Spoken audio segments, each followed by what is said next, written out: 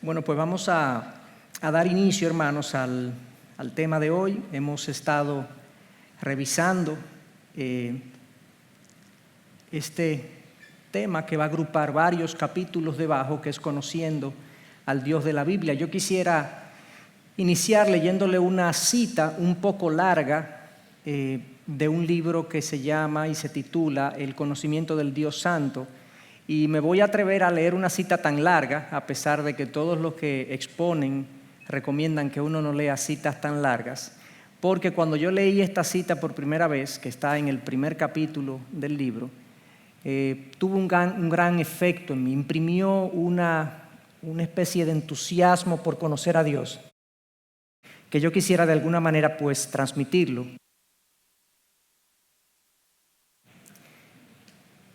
Y en lugar de transmitirlo con mis palabras, pues voy a dejar que lo mismo que yo leí y produjo eso en mí, pues lo haga en ustedes. La cita es la siguiente, es una cita tomada, como les dije, del libro El conocimiento del Dios Santo de J.I. Packer. Dice así: el conocimiento apropiado de un cristiano es la deidad. La ciencia más elevada, la especulación más encumbrada, la filosofía más vigorosa que puede atraer la atención de un hijo de Dios es el nombre, la naturaleza, la persona, el trabajo, las actividades y la existencia del gran Dios a quien llama su Padre. En la contemplación de la divinidad hay algo extraordinariamente beneficioso para la mente.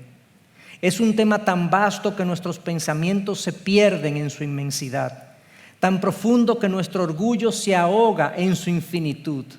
Ningún tema de contemplación tenderá a humillar la mente en mayor medida que los pensamientos de Dios. Mas, si bien el tema humilla la mente, al propio tiempo la expande. Nada hay que desarrolle tanto el intelecto, que magnifique tanto el alma del hombre como la investigación devota, sincera y continua del gran tema de la deidad. Además, a la vez que humilla y ensancha, este tema tiene un efecto eminentemente consolador. La contemplación de Cristo proporciona un bálsamo para toda herida.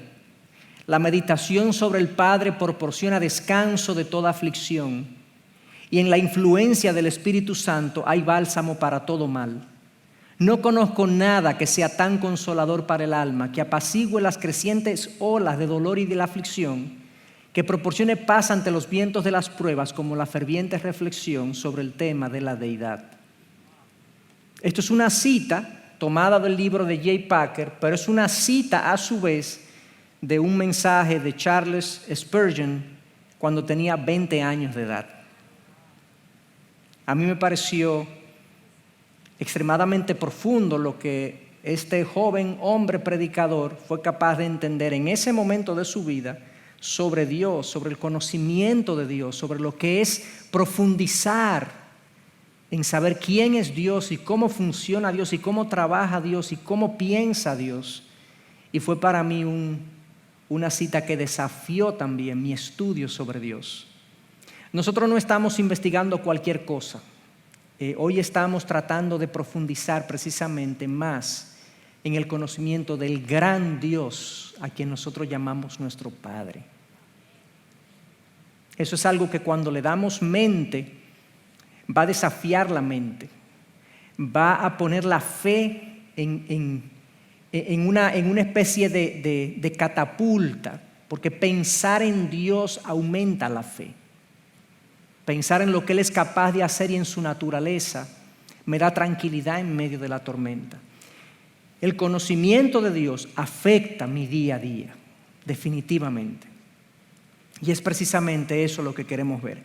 La semana pasada vimos lo que implicaba o significaba conocer a Dios, y yo voy a simplemente poner o citar dos una cita bíblica y una definición de lo que implica conocer a Dios como forma de recordar para luego de ahí partir en nuestro tema de hoy. ¿Qué significa conocer a Dios?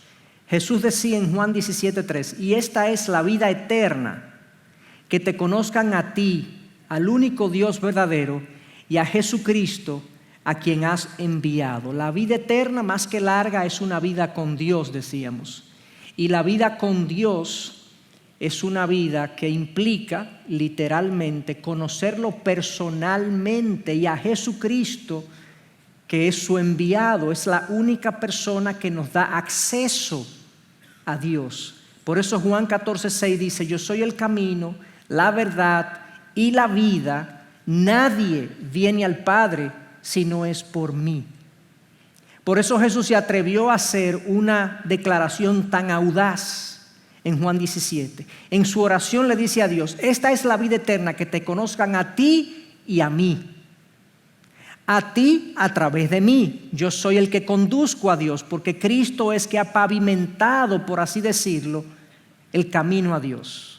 Ese camino no estaba creado. Cuando el pecado llegó al mundo, ese camino se fracturó, se rompió. Había un abismo, una grieta que impedía que el hombre se relacionara con Dios. Y solamente el perdón basado en el sacrificio de un sacrificio perfecto, de un cordero perfecto, haría posible ahora que yo me inclinara, digamos así, o me relacionara con Dios. Cristo pagó el precio. Por eso es que la vida eterna es conocer a Dios y a Cristo, a quien Él ha enviado. ¿Qué implica? Decíamos la semana pasada entonces, conocer a Dios. Es adquirir un entendimiento cada vez más claro de lo que Dios es y cómo actúa. Y eso comienza cuando yo recibo a Cristo en mi vida como mi Señor, como mi Salvador y como el que gobierna mi vida.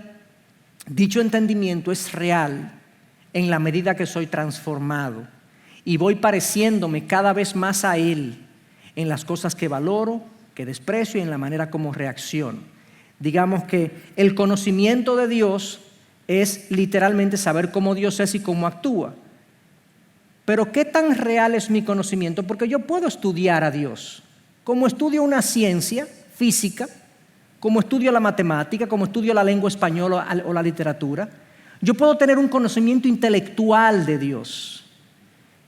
Pero ¿cómo yo sé si una persona realmente conoce personalmente a Dios? Es decir, si tiene una relación personal con Dios, en el grado de transformación de esa persona, versus lo que era y ahora lo que es conociendo a Dios.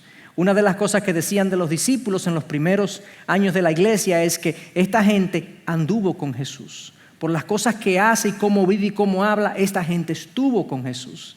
Sus vidas fueron totalmente cambiadas, totalmente transformadas.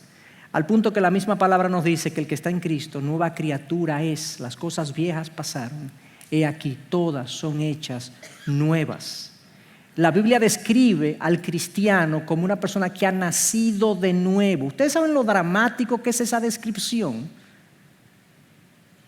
Esto no es un desrizado espiritual que nos hemos hecho. Ok. Es que somos otra persona completamente diferente. Esto no es cosmético. Es un asunto esencialmente diferente lo que somos. Es que tenemos vida, algo que no teníamos antes, que estábamos muertos en delitos y pecados y ahora tenemos vida en Él. Increíble. Por eso es que la vida entonces tiene que verse distinta y diferente. Ahora yo quisiera hablarles hoy de este tema, acerca del conocer a Dios. Y yo les voy a decir 3 cosas acerca de ese tema y lo voy a expandir, porque hay diferentes maneras de uno abordar este asunto de conocer a Dios. Uno puede hablar de los atributos de Dios, del carácter de Dios, de las bondades de Dios, de muchas maneras. Pero antes de entrar en la descripción de cómo Dios es y cómo Dios actúa, yo quisiera que habláramos un poco más acerca del hecho mismo de conocer a Dios. Yo creo que hay 3 aspectos importantes que para nosotros van a ser muy útiles en nuestro intento de profundizar en nuestro conocimiento de Dios. Lo primero es que el conocer a Dios y esta es una verdad que está en la palabra implícitamente y explícitamente, es necesario que Él se revele. Nuestro Dios, a diferencia de todas las religiones del mundo, de las demás religiones del mundo, nuestro Dios es un Dios que se revela. Y vamos a hablar qué implica eso dentro de un momento. Número 2, nunca podremos entender completamente a Dios. Eso es algo también que nosotros tenemos que aceptar, digamos, tranquilamente y hasta gozosamente, como vamos a ver. Hasta gozosamente. Qué bueno que yo no entiendo completamente a Dios. Así vamos a terminar luego de que yo exponga lo que tengo que decirles ahí. Y número 3, pero podremos conocer a Dios verdaderamente. Aunque no lo podremos conocer completamente, lo podemos conocer verdaderamente, que son dos cosas distintas. El conocimiento que Dios nos permite tener de Él, aunque no es exhaustivo, es verdadero. Y eso es una gran cosa, que lo sepamos. Entonces, estos 3 enunciados, esas 3 frases, yo quisiera profundizar en cada una de ellas, porque yo no sé dónde estamos aquí en este grupo con relación a estos aspectos. Algunos de estos aspectos, hay gente que le va a resultar un repaso útil también, porque repasar las cosas que uno sabe le da a uno como un entusiasmo en el conocimiento. Dice, mira qué bueno, yo sé eso. O lo sabemos ahora de una manera distinta, o lo escuchamos de una manera distinta que refresca nuestro conocimiento. Comencemos entonces con este aspecto de que nuestro Dios se revela en la creación. Esto es un texto muy conocido y yo voy a hacer énfasis en algunas cosas. Dice el versículo 18 al 20 del capítulo 1 de Romanos: pero Dios muestra su ira desde el cielo contra todos los que son pecadores y perversos, que detienen la verdad con su perversión.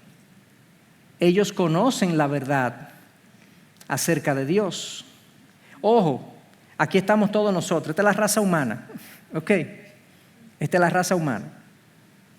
Ellos conocen la verdad acerca de Dios porque Él se la ha hecho evidente. Pues desde la creación del mundo, todos han visto los cielos y la tierra. Por medio de todo lo que Dios hizo, ellos pueden ver a simple vista las cualidades invisibles de Dios, su eterno poder, su poder eterno y su naturaleza divina. Así que no tienen excusa para no conocer a Dios. Claramente, este pasaje, y hay otros pasajes también, nos dice que Dios, en el versículo 20, desde la creación del mundo, todos han visto los cielos y la tierra. Y el versículo 19 dice, porque Él se lo ha hecho evidente. Dios ha hecho evidente aspectos de Él por medio de la creación. Específicamente dice, su eterno poder o su poder eterno y su naturaleza divina. El hombre, según este texto, debería deducir de lo que ve a Dios. Debería decir, Dios existe y es un ser maravilloso. Y es un ser poderoso. ¿Por qué digo un ser maravilloso y poderoso? Bueno, porque dice su eterno poder. Obviamente el que ve lo que existe no puede suponer que el autor de lo que existe es una persona con poco poder, ¿verdad? Una de las cosas más evidentes al ver la tierra y al ver el universo es que quien está detrás de eso es poderoso. ¿O no? De hecho, tan poderoso que los escépticos de la existencia de Dios entienden que es tan maravilloso lo que ven que no puede haber un ser tan maravilloso que lo haya creado. Por lo tanto, vino todo de la nada. Esa es la conclusión.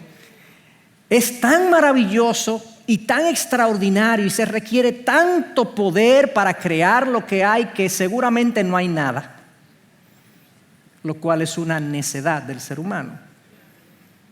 Entonces Dios deja ver su poder, pero deja ver su naturaleza divina. ¿Se fijan? Yo y tú estamos conscientes cuando vemos lo creado, tanto a nivel cosmológico como microscópico, como nuestro organismo, que wow, quien hizo esto no es como yo. No es como yo. es alguien que está muy por encima de mí, que pertenece a otra categoría que no soy yo. Sí, a veces a nosotros nos da trabajo entender la aritmética. Cálculo 1, la gente se quema la cabeza con cálculo 1 y geometría, ¿o no? Trigonometría, el cuco del bachillerato. Pequeñas cositas que son pequeños atisbos del conocimiento de Dios nos complica la cabeza a nosotros. Imagínense mucho más allá lo que Dios ha creado. A mí me encanta una canción que hemos estado cantando en estas últimas semanas de Yo También. No sé si recuerdan la frase que dice que cuando tú hablas, la ciencia, la vida y la ciencia te siguen. Porque cuando Dios habla, Él crea conciencia. No conciencia, sino con la ciencia. Con la ciencia que Él ha creado. Las leyes de la ciencia las creó Dios. Y son leyes que Él utiliza para hacer lo que hace. Pues bien, Dios se ha revelado. Si Dios no hubiese puesto destellos de Él en su creación, el hombre no lo deduciría, no sabría. Dios, dice este texto que Dios quiso revelarse. Dios quiso que el hombre lo encontrara. Mira quién yo soy, mira cómo yo he hecho esto, mira el orden, mira la belleza, mira la majestad. Yo estoy detrás. Dios quiere que el hombre lo deduzca. Eso es lo que dice ese pasaje. Hay otro pasaje en Hechos donde Pablo le está hablando a un grupo de hermanos y les dice: varones, ¿por qué hacéis estas cosas? Las cosas que Pablo le está diciendo es porque Pablo acaba de hacer un milagro y la gente se arrodilló. Son dioses. Y Pablo le dice: ¿por qué hacéis estas cosas? Nosotros también somos hombres de igual naturaleza que vosotros. Y os anunciamos el evangelio para que os volváis de estas cosas vanas a un Dios vivo que hizo el cielo, la tierra, el mar y todo lo que en ellos hay. El cual en las generaciones pasadas permitió que todas las naciones siguieran sus propios caminos y sin embargo no dejó de dar testimonio de sí mismo. ¿Cómo lo hacía? Haciendo bien y dándoos lluvias del cielo y estaciones fructíferas, llenando vuestros corazones de sustento y de alegría. O sea, Dios por medio de la creación, de las estaciones, de la lluvia, de cómo sostiene la creación, dice que eso es un testimonio de sí mismo. Pablo dice eso, esa es la teología de Pablo en este sentido. Y los teólogos llaman a esto, este es un aspecto de la teología natural. Si nosotros analizamos la naturaleza, vamos a darnos cuenta de aspectos de Dios que están manifestados en la naturaleza. Como algunos dicen, la madre naturaleza. Pero es un reflejo de nuestro Dios. Dios se revela y Dios ha querido hacerlo de esa manera. Dios nos quiere hablar. Dios nos quiere decir cosas. Pero no solamente eso, porque nosotros vemos en la creación poder, belleza, majestad, divinidad. Eso es lo que dice Romanos 1, 19 y 20, correcto. Vemos la bondad de Dios también por ese, pero hay otras formas de revelación. Y nos dice Mateo 11 lo siguiente. En esa ocasión Jesús hizo la siguiente oración: oh Padre, Señor del cielo y de la tierra, gracias por esconder estas cosas de los que se creen sabios e inteligentes y por revelárselas a los que son como niños. Sí, Padre, te agradó hacerlo de esa manera. Mi Padre me ha confiado todo. Nadie conoce verdaderamente al Hijo excepto al Padre. Y nadie conoce verdaderamente el Padre excepto el Hijo y aquellos a quienes el Hijo decide revelarlo. Fíjense la última parte. Aquí ya Jesús está hablando de un conocimiento personal, no de la creación, de aspectos de Dios, sino un conocimiento personal. Dios ha decidido revelarse a ciertas personas de manera personal. ¿A quiénes? La última parte del pasaje dice, y nadie, bueno, antes de llegar ahí, quiero aclarar que cuando Cristo dice, mi Padre me ha confiado todo, nadie conoce verdaderamente al Hijo excepto el Padre, y nadie conoce verdaderamente al Padre excepto el Hijo, está hablando de que, bueno, yo tengo toda autoridad, el Padre me ha confiado la autoridad, de todo lo que hay. Está haciendo una declaración bastante pesada y sobria en cuanto a su persona. Esto es un versículo muy cristológico, diría un teólogo, porque habla de lo que Cristo es. Cristo es en quien el Padre ha puesto todo. De hecho, en Filipenses 2, al final de ese capítulo, dice que Dios eventualmente pondrá todo a los pies del Hijo y todo el mundo se postrará ante Cristo, a quien le ha sido conferido un nombre que es sobre todo nombre.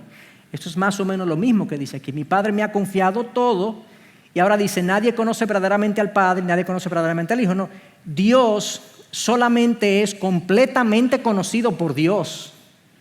Nosotros no podemos conocer completamente a Dios, ni al Padre ni al Hijo completamente. No lo podemos conocer, porque son infinitos, como vamos a ver más adelante. Y ahora agrega, y a aquellos a quien el Hijo decide revelarlo. O sea, el Hijo decide revelarse a ciertas personas que le conocemos personalmente.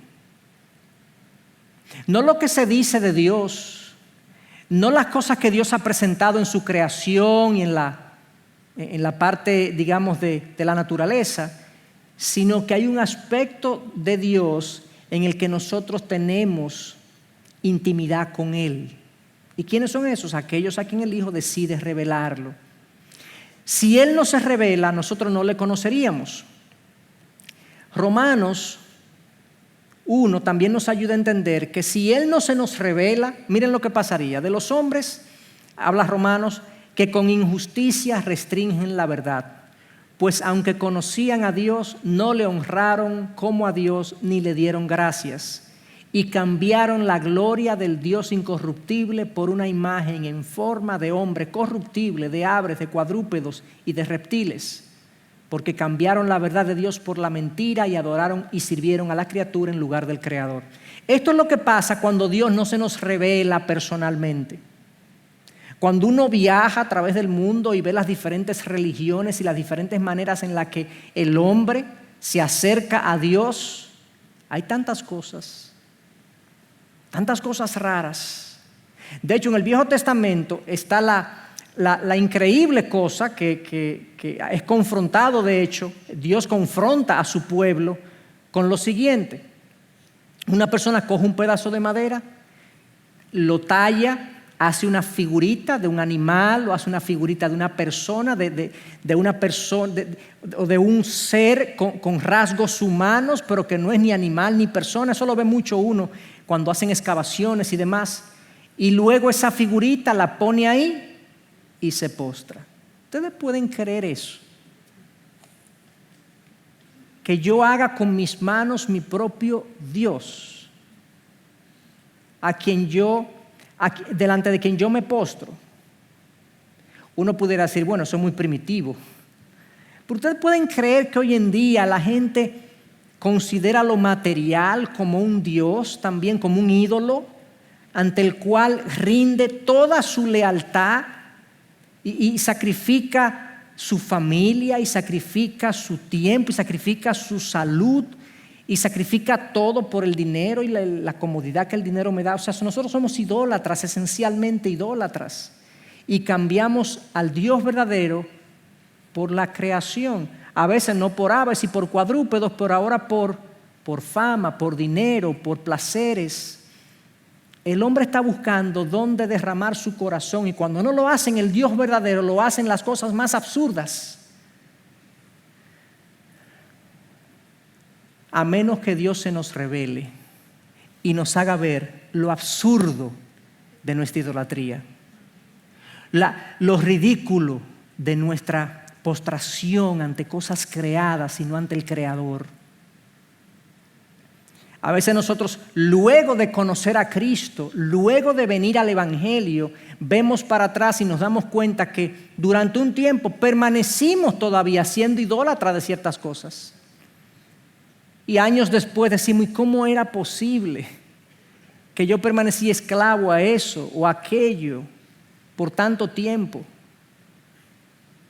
Porque si Dios no se nos revela y no abre los ojos, si el Hijo no nos revela al Padre, y eso es algo que se da adentro en el corazón, eso es un nuevo nacimiento que Dios da, como explicó Jesús a Nicodemo. Señor, ¿cómo obtenemos la vida eterna?, le preguntó Nicodemo. Bueno, no se lo preguntó, Jesús lo intuyó, Jesús lo dedujo. Nicodemo se acercó, sabemos que tú vienes de parte de Dios, porque nadie puede hacer las cosas que tú haces si no está de Dios de su parte. Y Jesús inmediatamente lo interrumpe y le dice: Nicodemo, te digo que ciertamente, de cierto te digo, el que no nace de nuevo no puede ver el reino de Dios. Luego le dice: el que no nace de nuevo no puede entrar en el reino de Dios. El que no nace... Y Nicodemo dice: ¿cómo se hace eso? ¿Cómo puede un hombre siendo viejo entrar en el vientre de su madre de nuevo? Nicodemo no estaba entendiendo de qué se trataba. Era un nacimiento espiritual, es algo que Dios da. Y Jesús le dice: bueno, esto es como ocurre. Tú ves el viento, sabes, tú no lo ves, pero tú sientes, tú sabes de dónde viene y a dónde va. Correcto, o sea, tú ves sus efectos. Así es el que nace del Espíritu. Tú no sabes cómo, pero Dios lo hace nacer y abre sus ojos y nos da entendimiento y nos da comprensión. En esa condición estaríamos nosotros si Dios no se nos hubiese revelado. Y si Él no se revela, como les decía, no le conoceríamos. 1 Corintios 2:14. Pero los que no son espirituales no pueden recibir estas verdades de parte del Espíritu de Dios. Todo les suena ridículo y no pueden entenderlo, porque solo los que son espirituales, nacidos de nuevo, pueden entender lo que el Espíritu quiere decir. Mi conclusión en este primer punto, hermanos: por tanto, nosotros dependemos de la comunicación activa de Dios a nosotros en la Biblia para un conocimiento verdadero de Dios.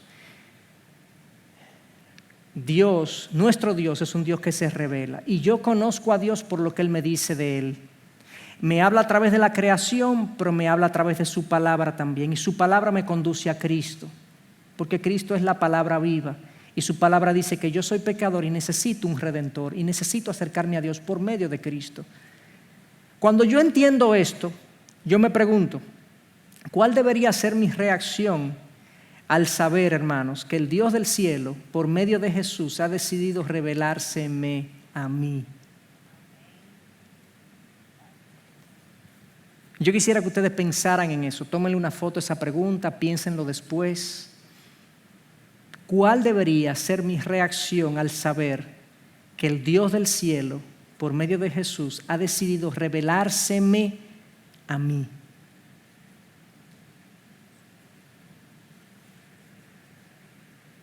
A mí me produce eso cuando lo pienso, cuando le dedico tiempo y reflexión y meditación a esa verdad. Me produce un profundo sentido de agradecimiento.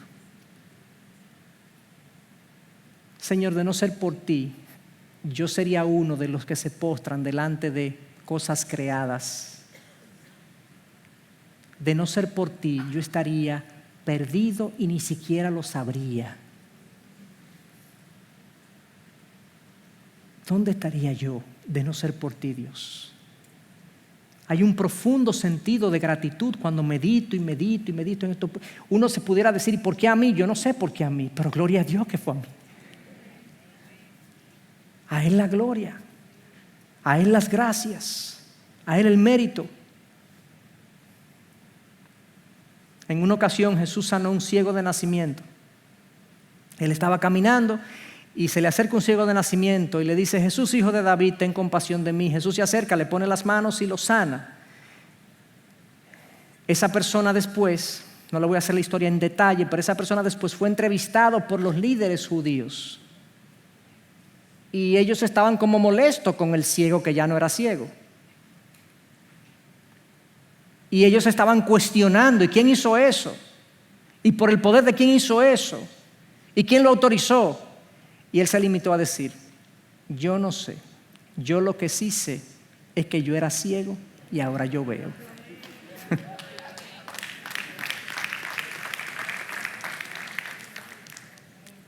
Nosotros estuvimos ahí, todos los que hemos entendido el Evangelio y hemos venido a Cristo en arrepentimiento, comprendiendo mi condición y comprendiendo su condición, y que necesitamos un Salvador. Solo sabemos esto: yo era ciego y ahora yo veo. Gracias, Señor. Pero no solamente eso, sino que saber eso me debería impulsar a mí a llevar las buenas nuevas. hay más gente ciega que gente que ve.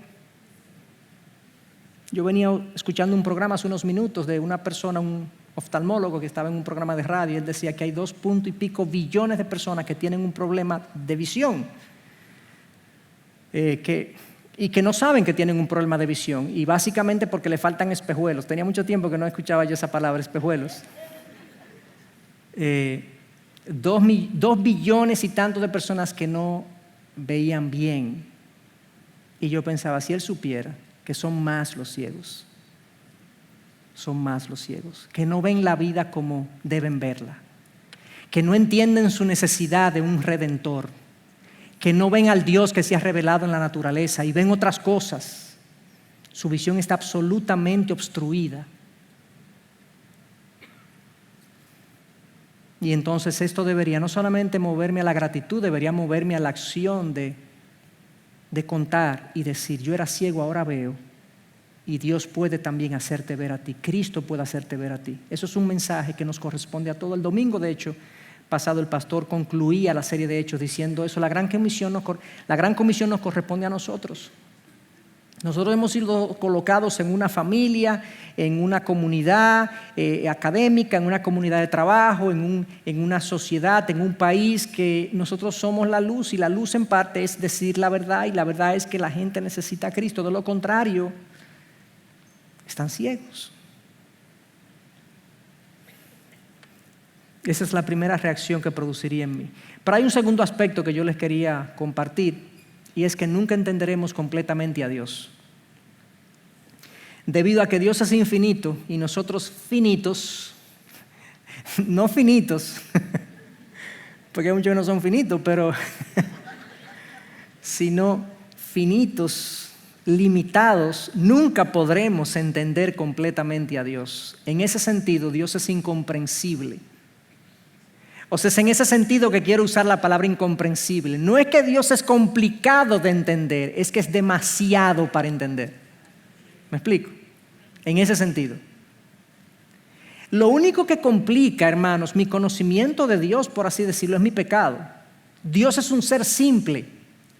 Y de hecho hay una doctrina que se llama la simpleza de Dios, en el sentido de que Dios ha dicho claramente lo que Él quiere, y cómo Él es, y cómo Él responde, y cómo Él actúa. Lo único que produce en mí un cortocircuito en cuanto al conocimiento de Dios es que mi voluntad muchas veces está desalineada con lo que yo sé que Dios quiere.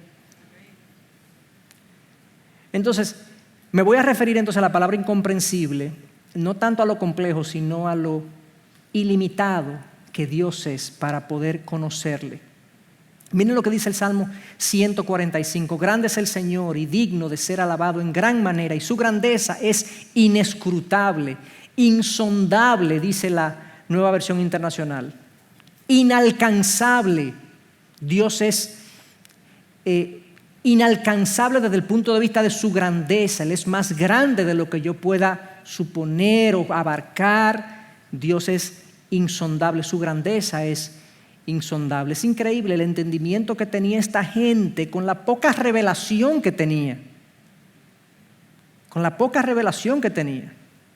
El salmista una vez más dice, grande es nuestro Señor y muy poderoso, su entendimiento es infinito. Allí hablaba de su grandeza, aquí habla de su entendimiento. ¿A qué se refiere? Hay otra traducción que dice su comprensión es infinita. O sea, Dios puede deducir, Dios puede resolver todos los problemas de todo tipo que haya existido en la historia de la humanidad. De naturaleza académica, de naturaleza humana, de naturaleza de todo tipo. Su comprensión, su entendimiento es infinito. En un famoso texto del Salmo 139, 6, versículo 6, dice, tal conocimiento es demasiado maravilloso para mí, es muy elevado, no lo puedo alcanzar. Cuán preciosos también son para mí, oh Dios, tus pensamientos, cuán inmensa es la suma de ellos. El salmista, fíjense que yo puse ahí anteriores porque quisiera hacerle referencia a lo que el salmista está diciendo aquí, para que podamos entender de dónde viene él hablando así. Miren lo que dice los versículos anteriores al versículo 6. El salmista dice, Oh Señor, tú me has escudriñado y conocido. Tú conoces mi sentarme y mi levantarme. Desde lejos comprendes mis pensamientos. Tú escudriñas mi senda y mi descanso y conoces bien todos mis caminos. Aún antes de que haya palabra en mi boca, he aquí, oh Señor, tú ya la sabes toda. Por detrás y por delante me has cercado y tu mano pusiste sobre mí.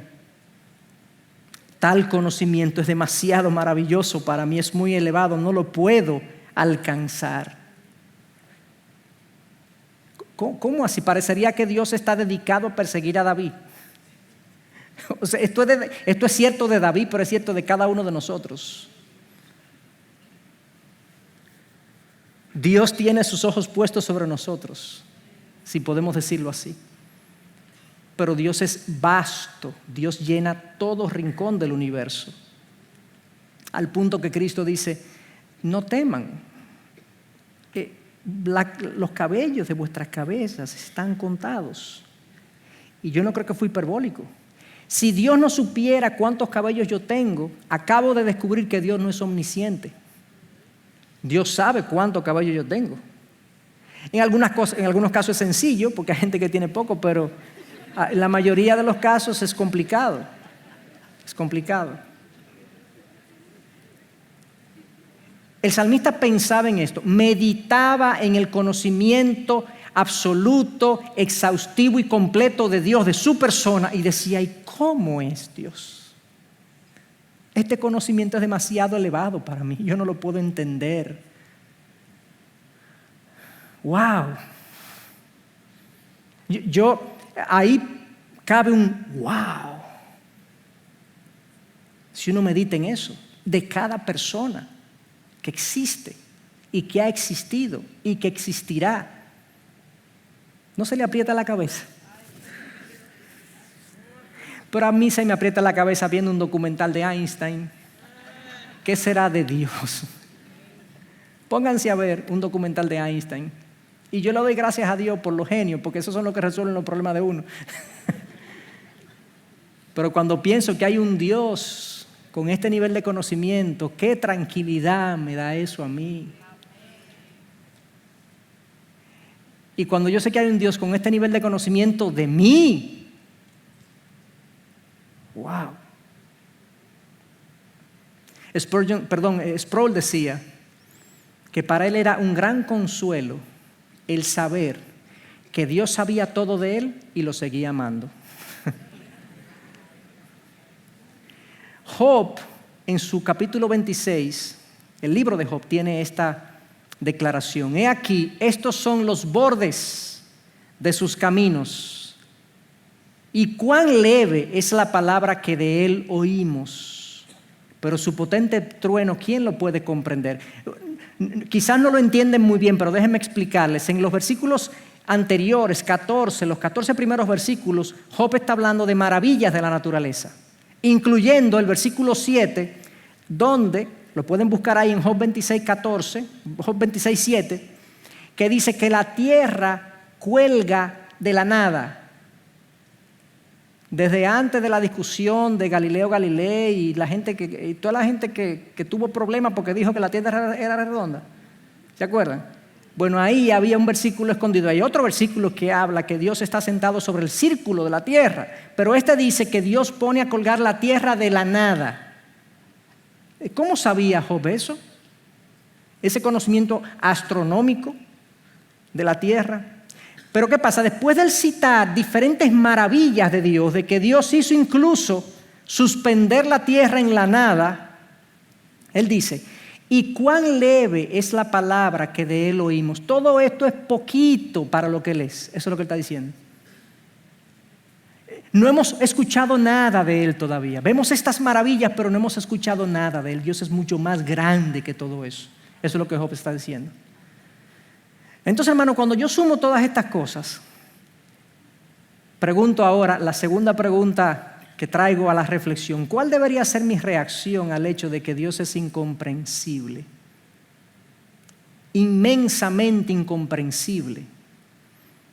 Que no lo podemos abarcar, que Él sabe siempre sabrá mucho más que todos nosotros si la suma de todos nuestros pensamientos no llegaran a los pensamientos de Dios. Bueno, lo primero que debería producir esta reflexión en que Dios es incomprensible, que su conocimiento es vasto, que su grandeza es insondable, que su poder es inescrutable, lo que debería producir, lo primero es esto, asombro ante Dios. Y esto es lo que hace Pablo.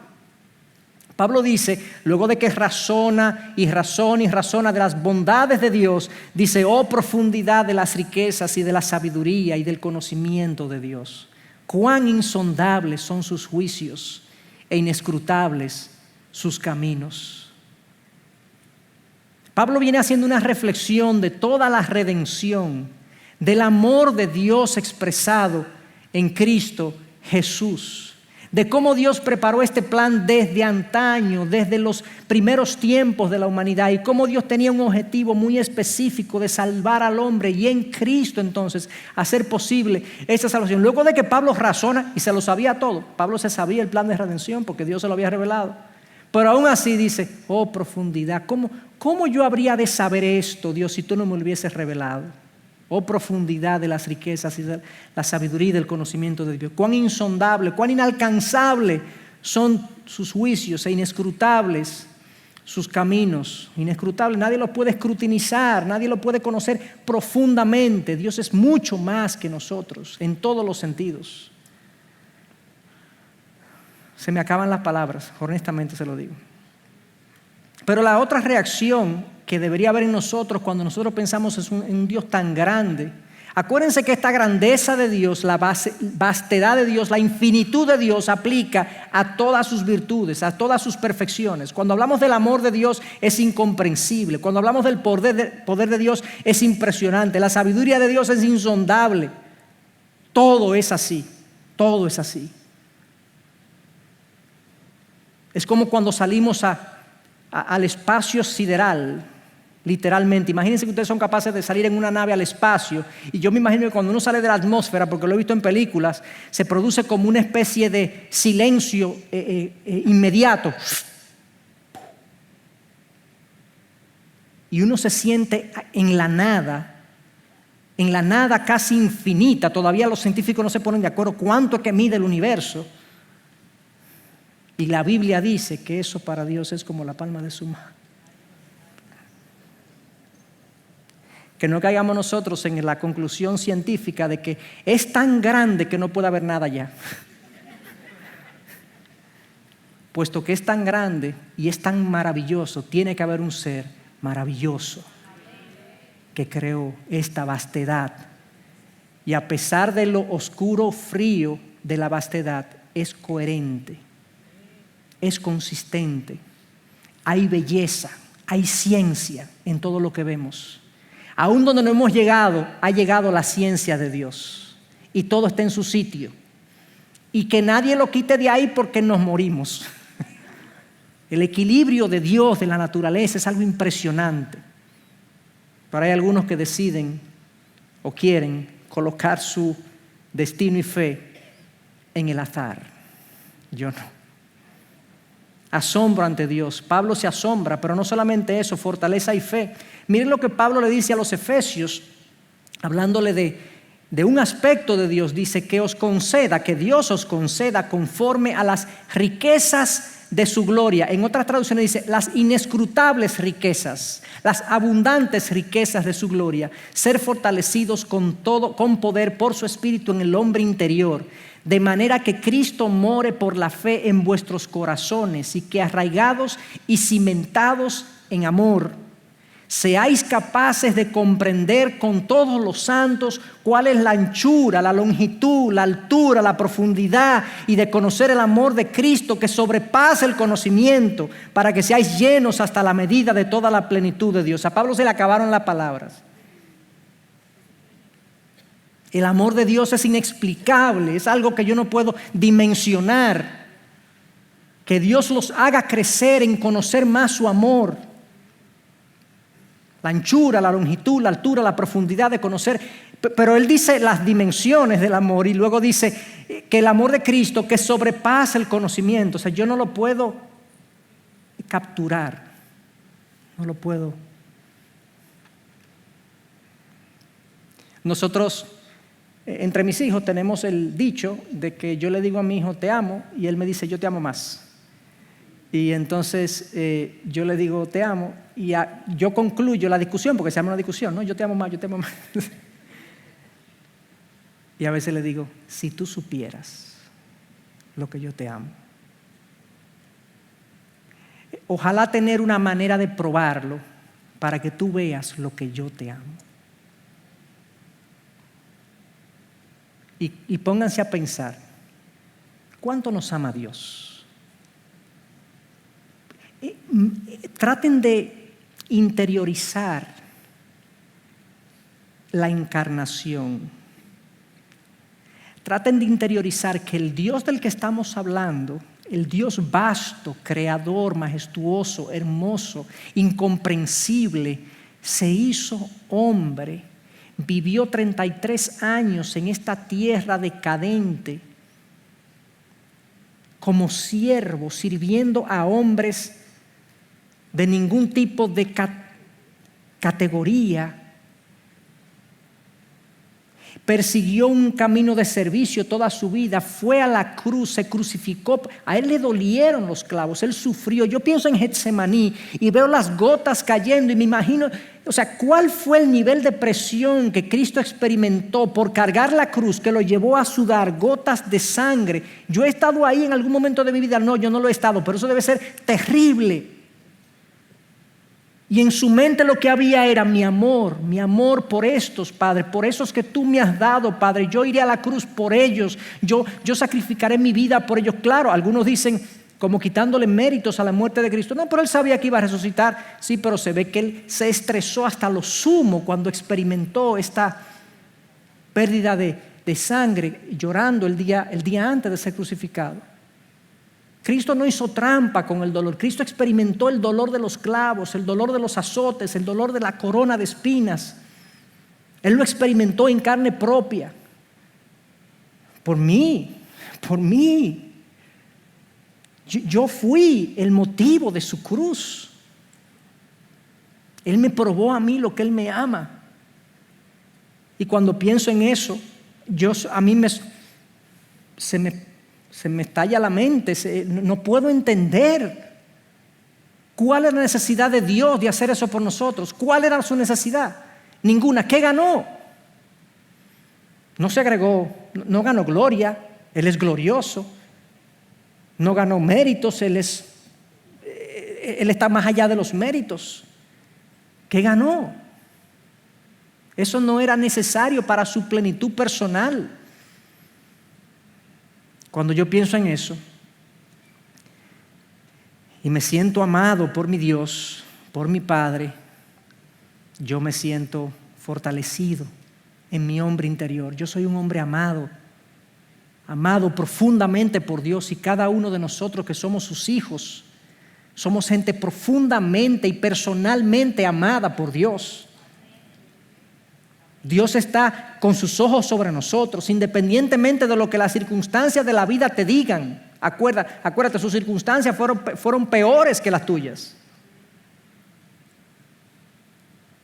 El Padre amaba a Cristo infinitamente y aún así pasó por una vida terrenal extremadamente dura. A nosotros también nos toca, si es que así Dios lo dispone, sufrir por Él y glorificarle en medio de nuestro sufrimiento y nuestra aflicción. Y Pablo no se queda ahí. Pablo no tiene forma de explicar el amor y el poder y la gracia de Dios. Y sigue diciendo en el próximo versículo, fíjense que es el versículo 19, y miren lo que dice ahora en el versículo 20. Miren lo que dice ahora. Y que aquel que es poderoso para hacer todo mucho más abundantemente de lo que pedimos o entendemos, según el poder que obra en nosotros, a Él sea la gloria en la iglesia y en Cristo Jesús por todas las generaciones, por los siglos de los siglos. Amén. ¿Ustedes creen que Pablo consideraba a Dios poderoso? Oye, dale rienda suelta a tu imaginación. Imagínate la obra más portentosa, complicada, difícil de lograr. La cosa más difícil de lograr que tú te puedas imaginar, Dios puede hacer más allá de eso. para hacer todo mucho más abundantemente de lo que pedimos o entendemos. Hay cosas que Dios puede hacer que nosotros ni entendemos, ni sabemos. ¿Esto nos lleva a confiar o no nos lleva a confiar? A mí me lleva a confiar. ¿Es posible, aunque yo no lo entienda, que Dios esté haciendo algo con mi vida? Sí, claro. Totalmente. Es posible, no es posible, es seguro, porque Él lo dice en su palabra, que Dios está haciendo algo con tu vida que tú no lo entiendes. Tranquilo, tranquilo yo, tranquilo nosotros. Esperemos en Él. Pero hay otra cosa también que al salmista le produjo este conocimiento que Dios tenía. Dios tenía un conocimiento demasiado maravilloso. ¿Recuerdan? Tú conoces mi sentarme, mi levantarme, la palabra antes de que yo la diga ya tú la conoces toda. Y la conclusión del salmista al final de ese salmo, oigan lo que es. Escudriñame, oh Dios, y conoce mi corazón. Pruébame y conoce mis inquietudes. Y ve si hay en mí camino malo y guíame en el camino eterno. Honestamente, con ese conocimiento que Dios tiene de nosotros, ¿tú te vas a esconder de Dios? El salmista concluyó, yo no hago nada escondiéndome de Dios. Al contrario, Señor, escudriñame. Escudriñame. De hecho, Él le pide en el original, dime si yo estoy mal. Porque puede ser que yo ignore mi corazón. Escudriñame, oh Dios, y conoce mi corazón, pruébame y conoce mis inquietudes. Y ve si hay en mi camino malo, porque yo puede ser que esté equivocado, yo puede ser que esté errado. Yo creo que el conocimiento de Dios, de lo que estamos explicando hoy, debería producir en nosotros una vida mucho más transparente y mucho más orientada a la santidad. ¿De quién nos estamos escondiendo nosotros? Del hombre, porque de Dios no nos escondemos. Y Dios dice claramente en el libro de Proverbios que el que esconde su pecado no prosperará, más el hombre que se arrepiente, que confiesa su pecado y se arrepiente, alcanzará misericordia. Si Dios lo sabe todo, a este nivel de detalle, ¿de quién me escondo? Al contrario. Y por último, debería producir entusiasmo en Él. Aunque pasemos tiempo de estudio bíblico y comunión con Dios todos los días de nuestra vida, siempre habrá más que aprender de Dios. Y de este modo siempre habrá más por lo que estar agradecidos y por lo que podremos alabarle. ¿A ti no te anima que nosotros vamos a estar? Miren, en estos días o en esta generación nosotros vivimos cansados de información. Hay demasiadas cosas que consumir, demasiadas cosas que ver. Demasiadas cosas nos llaman la atención y muchas de esas cosas, la mayoría de esas cosas no tienen sustancia. Nos pasamos los días viendo videitos disparatosos, memes que no sirven para nada y cositas así. Yo también, yo estoy luchando contra todas las distracciones. Ya estoy que me llega algo y yo no lo quiero ni ver porque es que me va a distraer, ¿entiendes? Me va a distraer en algo que no tiene sentido, que no tiene valor y me va a distraer en un disparate. Constantemente. Bueno, en la presencia de Dios y en la eternidad tendremos siempre cosas de sustancia que conocer, cosas que nos desafían en el buen sentido, cosas que nos animan. Quiero conocer más de Dios, más de esto, más de su bondad, más de su gracia, más de su poder. Y como Él es infinito, no lo agotaremos. Increíble. Yo no lo entiendo, hermano, yo no lo entiendo eso. Pero hay muchas cosas que yo no entiendo. Número 3 y último, hermanos, hemos dicho que Dios se revela y eso es un privilegio, deberíamos estar agradecidos y extender ese conocimiento. No solamente eso, sino que Dios es más de lo que nosotros podemos comprender.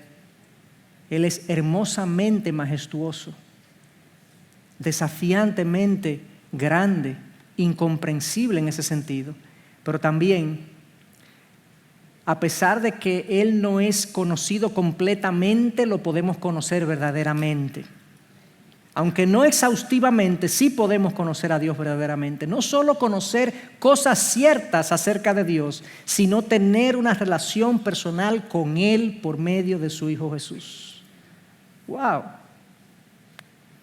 Este ser que yo he descrito ínfimamente, mínimamente, que no he dicho ni una ínfima parte de lo que Él es, este ser me ofrece su amistad por medio de Cristo.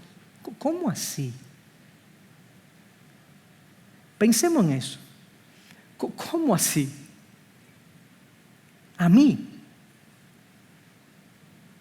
Increíblemente, Pablo habla de los creyentes como los que conocen a Dios. No en el sentido de que todo creyente conoce a Dios mucho, sino que lo conoce.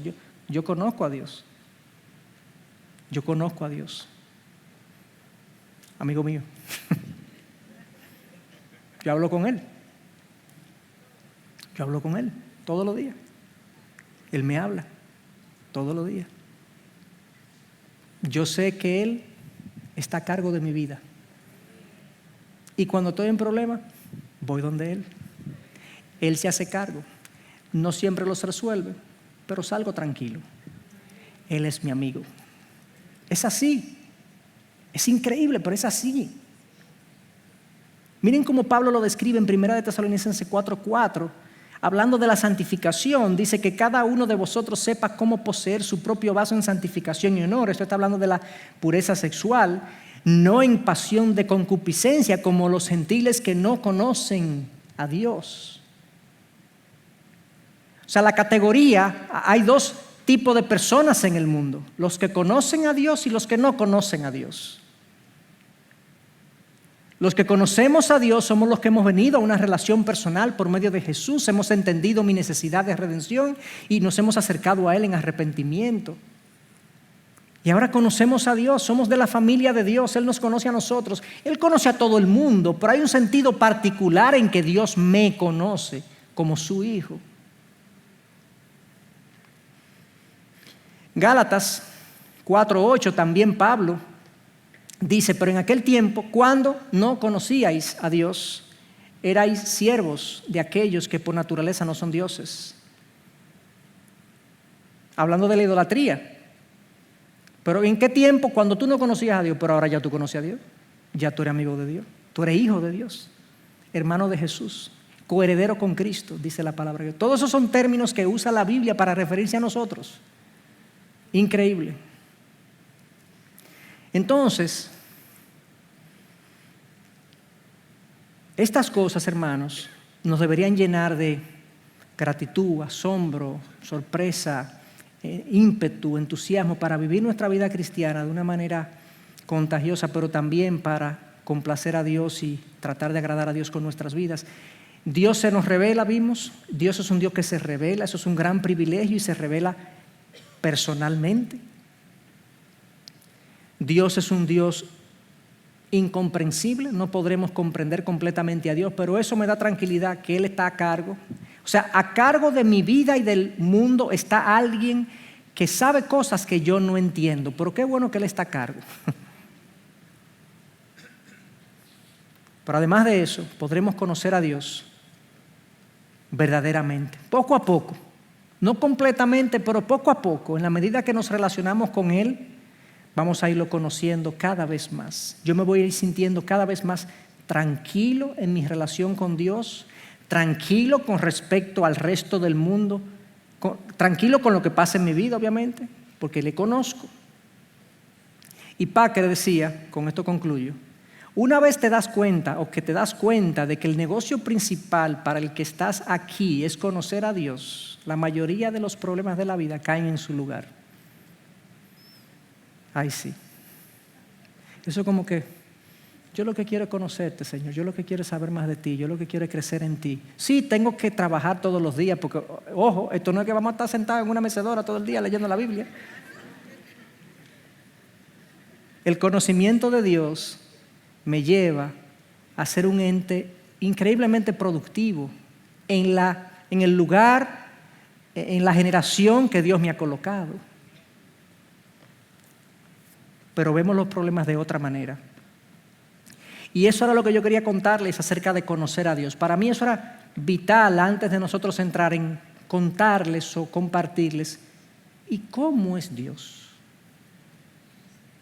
¿Cómo es Él? Así como cuando tú preguntas, ¿qué tú me dices de fulano? Eso es lo que queremos ver. en las sesiones más adelante cómo es Dios, cómo Él se describe, no como yo lo concibo, que son dos cosas totalmente diferentes. Acuérdense que nuestro Dios es un Dios que se revela. Vamos a ir a ver lo que Él dice de sí mismo en su palabra, para verdaderamente conocerlo.